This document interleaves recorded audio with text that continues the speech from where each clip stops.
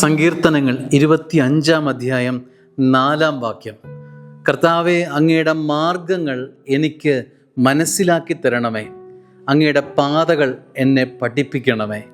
സങ്കീർത്തകൻ കർത്താവിനോട് പ്രാർത്ഥിക്കുക, കർത്താവേ, അങ്ങയുടെ മാർഗങ്ങൾ എനിക്ക് മനസ്സിലാക്കി തരണമേ.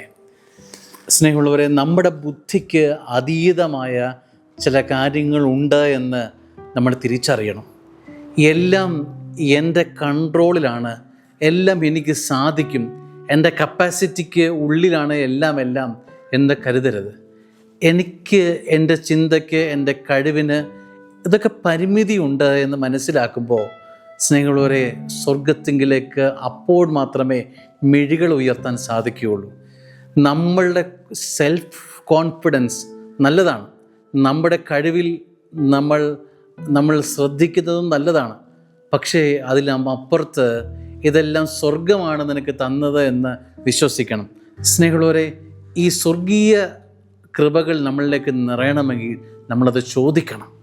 നമ്മൾ തമ്പുരാൻ്റെ മുമ്പിൽ ഇരിക്കണം.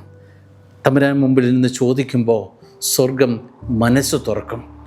സ്വർഗ മനസ്സ് തുറക്കുമ്പോഴാണ് നിൻ്റെ മനസ്സിലേക്ക് ഈ വിഷയങ്ങൾ നിറയപ്പെടുന്നത്. കർത്താവെ, അങ്ങയുടെ മാർഗങ്ങൾ എനിക്ക് മനസ്സിലാക്കി തരണമേ. ഞാൻ ചിന്തിച്ച, ഞാൻ ആലോചിച്ച, ഞാൻ തീരുമാനിച്ചുറച്ച വിഷയങ്ങളിലൂടെയാണ് പലപ്പോഴും ഞാൻ യാത്ര ചെയ്യുന്നത്.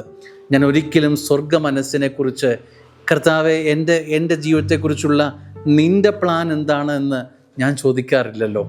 പലപ്പോഴും എൻ്റെ മനസ്സിലെ തീരുമാനങ്ങൾ സ്വർഗ മനസ്സിനെ അടിച്ചേൽപ്പിക്കുകയല്ലേ നമ്മൾ ചെയ്യുന്നത്.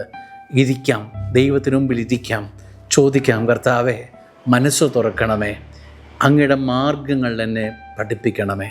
ആമേൻ.